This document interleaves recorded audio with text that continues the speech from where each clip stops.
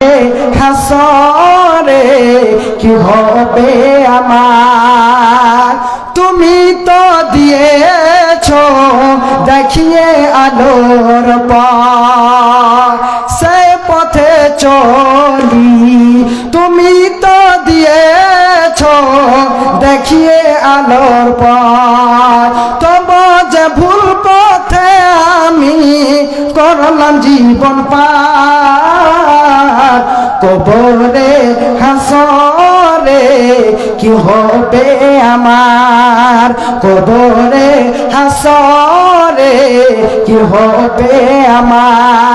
মুসিবত না পাই যদি করোনা তোমার, কবরে হাসরে কি হবে আমার।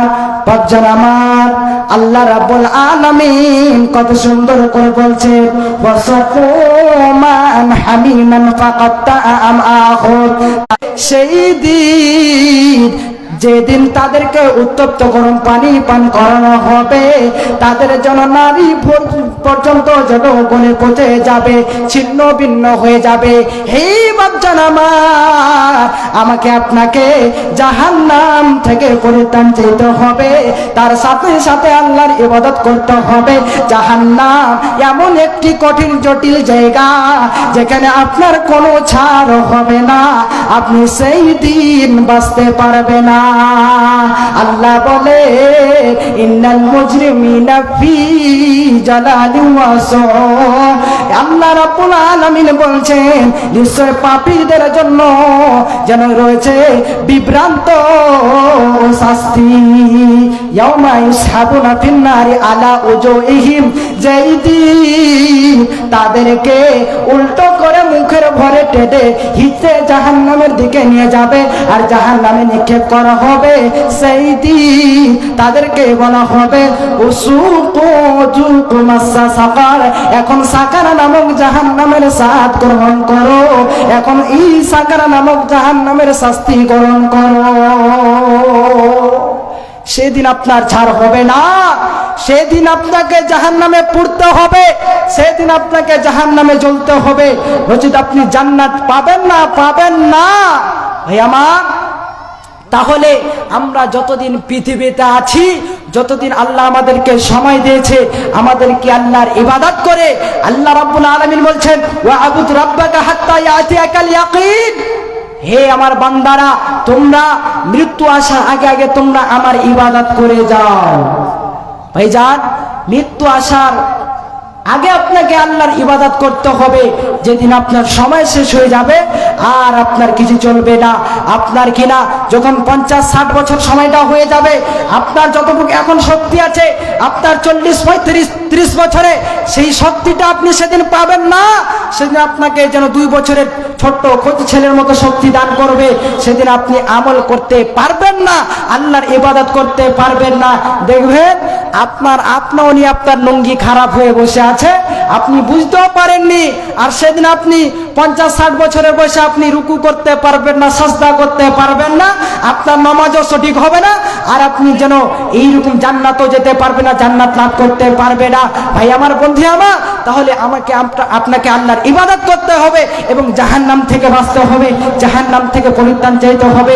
যেদিন আপনার কিয়ামতের দিন আপনার বাম হাতে আমলনামা দেওয়া হবে যাদের, তারা একেবারে শোচনীয় দুঃখপূর্ণ হবে, তারা সেদিন আফসোস করবে আর বলবে, হায়রে, আজকে যদি আমাদেরকে এ আমলনামা যদি না দাও হতো তাহলে কতই যেন ভালো হতো।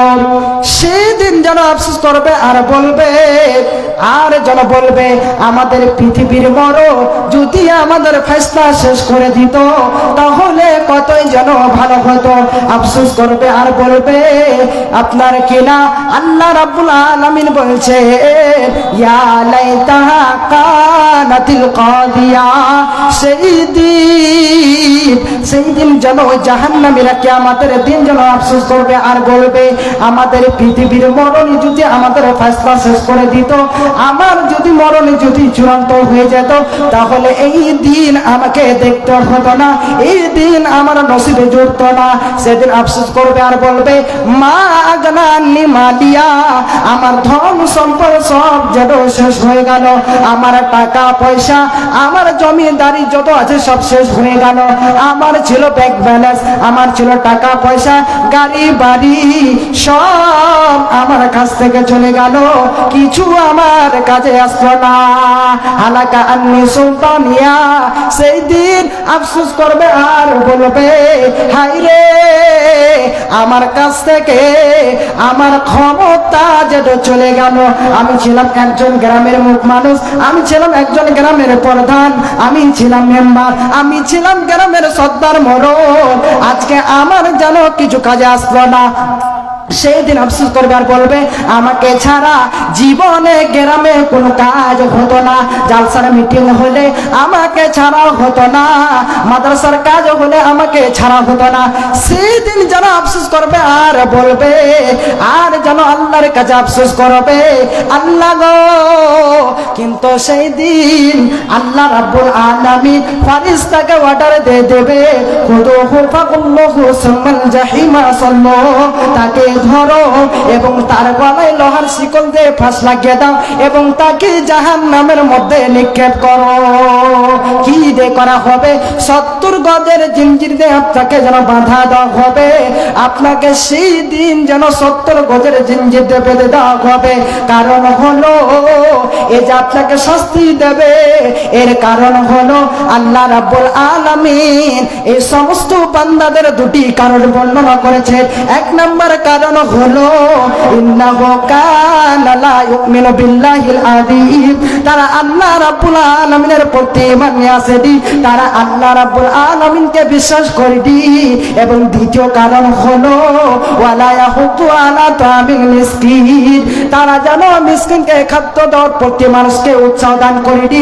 এই কারণে এখন একই জাহান্নামে প্রবেশ করতে হবে।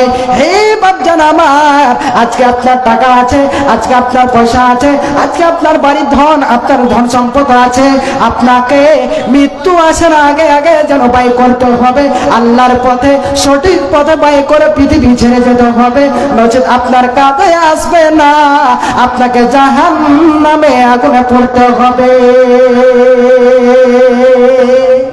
জাহান্নামে আপনাকে যেতে হবে। ভাইজান আমার, সেদিন আপনার কেউ সঙ্গী সাথী হবে না। যে এই জাহান্নামে জাক্কুম বৃক্ষ আপনার খাদ্য হবে, জাক্কুম গাছ আপনার খাদ্য হবে। ভাই আমার রব্বুল আলামিন বলছেন, যে ব্যক্তি আপনার কিনা কিয়ামতের দিন যাদের আপনার ডান হাতে আমলনামা দেওয়া হবে, তারা একেবারেই খুশ আর আনন্দজনক হবে, তারা একেবারেই এইরকম খুশি হবে বলার সীমানায়। যখন জাহান্নামীদেরকে জাহান্নামে পুড়তে দেখবে, সেই সময় তাদেরকে বলা হবে মা সালাকাকুম ফি সাকার, কি জিনিস তোমাদেরকে জাহান্নামে নিয়ে এসেছে।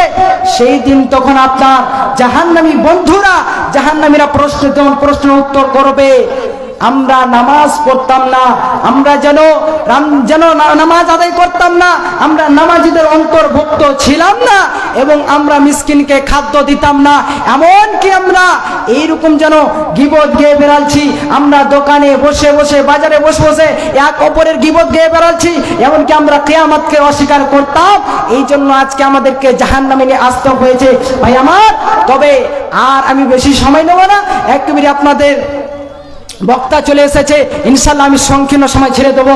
আল্লাহ রাব্বুল আলামিন এই যে 4টি বর্ণের জন্য আপনার কিনা কারণ বর্ণনা করেছেন, তারা যেন ওই জাহান্নামীরা যেন বলবে, উত্তর দিবে আমরা নামাজ পড়তাম না এবং আমরা যেন মিসকিনকে খাদ্য দিতাম না, গীবত করে বেড়াতাম, এমনকি আমরা যেন কিয়ামতকে অস্বীকার করেছিলাম। এই কারণে আজকে আমাদের এই জাহান্নামে আসতে হয়েছে। ভাইজান আমার, তাহলে আমাকে আপনাকে নামাজ পড়তে হবে, আপনাকে আমাকে মিসকিনদেরকে খাদ্য দিতে হবে, এমনকি গীবত করতে হবে না। আজকে তো দোকানে বসে আর বাজারে বসে এত গীবত, কে আরে কেমন কি আপনার জানা, কেউ যদি একটু সুখে খাচ্ছে, ভালো খাচ্ছে, ওর আপনার সুখে দেখে আপনার মধ্যে যেন হিংসা চালু হয়ে যাচ্ছে। ভাই আমার, আপনি কিয়ামতে জাহান্নামে আপনি ছাড়া আপনি কোথাও যাবেন না।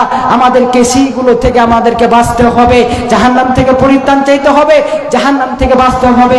আল্লাহ রাব্বুল আলামিন বলছেন, ওরে আমার বান্দারা, এখানে মুমিন বান্দাদেরকে বলছেন, ইয়া আইয়ুহাল্লাযিনা আমানু কু আনফুসাকুম ওয়া আহলিকুম নারা। হে মুমিন গণেরা, যারা এক আল্লাহকে বিশ্বাস করেছো, তোমরা শুনে নাও, তোমরা নিজের নফসকে, নিজেকে এবং তোমাদের পরিবার পরিজনকে জাহান্নামের আগুন থেকে বাঁচাও। অতএব বন্ধু, আমাদেরকে জাহান্নামের আগুন থেকে বাঁচতে হবে, নিজের পরিবারকে, নিজের জন্য ছেলে মেয়েকে, সন্তানকে জাহান্নামের আগুন থেকে বাঁচাতে হবে, যাতে করে আমরা জাহান্নাম থেকে বাঁচতে পারি। আর বেশি সময় নেব না, একটি কবিতা শেষের দিকে বলবো, আর নিজে আমি এখান থেকে বক্তি করব। বলার মধ্যে কোনো ভুল ত্রুটি থাকলে, ভাষার মধ্যে কোনো ভুল ত্রুটি থাকলে আমার ক্ষমা করবেন। এখনো আমি মাদ্রাসাতে পড়াশোনা করছি, আপনার জামিয়া ইসলামিয়া ভুলকি, উত্তর দিনাজপুরে, আমার বাড়ি কিশনগঞ্জ। তবে এইগুলো ফিল্ডে, জালসা ফিল্ডে অবশ্যই আছি, জালসা করে বেড়াই। আল্লাহর কাছে দোয়া করবেন যাতে করে ভালো করে পড়াশোনা করতে পারে, একটা ভালো আলেম হতে পারে, আর এইরকম করে আপনাদের সামনে কোরআন হাদিসের কথা দুটো করে বলতে পারে।